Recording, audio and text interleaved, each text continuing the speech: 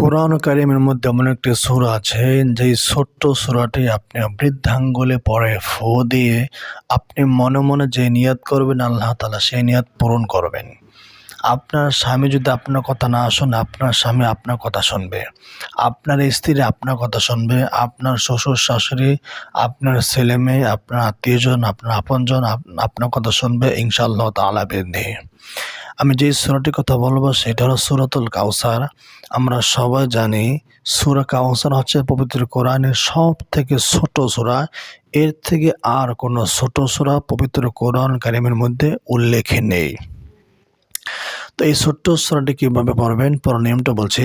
প্রথমে ভালোভাবে সুন্দর করে প্রত্যেকটা অঙ্গ তিনবার করে ধুতে করে উযু করবেন।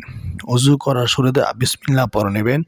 উযু করার পরে আশহাদু আল্লা ইলাহা ইল্লাল্লাহু আশহাদু আন্না মুহাম্মাদান আবদুহু ওয়া রাসূলুহু আল্লাহুম্মা জাআলনি মিনাত তাওয়াবিনা ওয়াজআলনি মিনাল মুতাতাহিরিন। এই দোয়াটি একবার পড়বেন। এরপর 2 রাকাত সালাতুল হাজতের নামাজ পড়বেন। আল্লাহ তাআলা বলছেন, ইয়া আইয়ুহাল্লাযীনা আমানু ইসতাঈনু বিস-সাবরি ওয়াস-সালাহ। হে মুমিনগণ, তোমরা ধৈর্য এবং নামাজের মাধ্যমে আল্লাহর সাহায্য চাও। তো আমরা 2 রাকাত নামাজ পড়বো, আল্লাহর থেকে সাহায্য চাবো এই নিয়তে। তো নামাজ পড়ার পরে আমরা কি করব? আমরা সূরা কাউসার পড়ব। সূরা কাউসার পড়ার পূর্বে 3 বার দুরূদ ইব্রাহিম পড়বেন। নামাজে আমরা যে দুরূদ পড়ি এই দুরূদটি 3 বার পড়বেন। আল্লাহুম্মা সাল্লি আলা মুহাম্মাদিন ওয়া আলা আলি মুহাম্মাদ কামা সাল্লাইতা আলা ইব্রাহিম ওয়া আলা আলি ইব্রাহিম ইন্নাকা হামিদুম মাজিদ। আল্লাহুম্মা বারিক আলা মুহাম্মাদিন ওয়া আলা আলি মুহাম্মাদ কামা বারাকতা আলা ইব্রাহিম ওয়া আলা আলি ইব্রাহিম ইন্নাকা হামিদুম মাজিদ। এই দুরূদটি 3 বার পড়বেন। এরপর সূরা কাউসার আউযু বিল্লাহি বিসমিল্লাহ সহ এই সূরা কাউসার পড়বেন। সূরা কাউসার পরে আবার দুরূদ ইব্রাহিম 3 বার পড়বেন। এরপর এই বৃদ্ধাঙ্গুলে ফু দিবেন।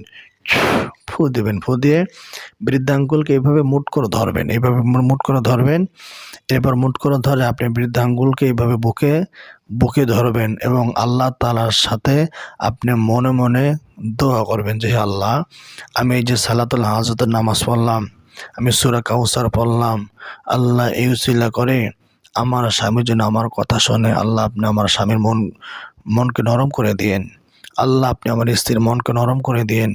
আল্লাহ, আমার শ্বশুর শাশুড়িকে আমার দিকে আকৃষ্ট করে দিন। আমার সন্তানকে আমার দিকে আকৃষ্ট করে দেন, তারা যাতে আমার কথা শোনে। এরকম নিয়ত করবেন আর মনে মনে এই কথাটা আল্লাহর কাছে বলবেন। ইনশাআল্লাহ আল্লাহ তাআলা অবশ্যই আপনার মনের আশা কবুল করবেন। তবে মনে রাখতে হবে, আপনি আল্লাহর উপরে পরিপূর্ণ বিশ্বাস বা আস্থা নিয়েই এই দোয়াটি করবেন, এইভাবে আমলগুলো করবেন। কারণ এই সূরা কাউসার হলো ভালোবাসার আমল। এই সূরা কাউসারের ভিতরে এমন কথা বলা হয়েছে, শত্রু মিত্র সব ধ্বংস হয়ে যায়। এই সূরার ভিতরে সেটা বলা হয়েছে এবং আল্লাহ তাআলা নবী করিম সাল্লাল্লাহু আলাইহি ওয়াসাল্লামকে হাউজে কাউসার দান করেছেন খুশি হয়ে, সেটাও এখানে বলা হয়েছে। তাই আপনি মানুষের কাছে প্রিয় হতে, আপনার শত্রুকে নির্মূল করতে এই সূরাটি আল্লাহর উপরে পরিপূর্ণ বিশ্বাস এবং আস্থা নিয়ে পড়বেন। ইনশাআল্লাহ আল্লাহ তাআলা আপনাকে সফল করবেন এবং খুশি করে দিবেন।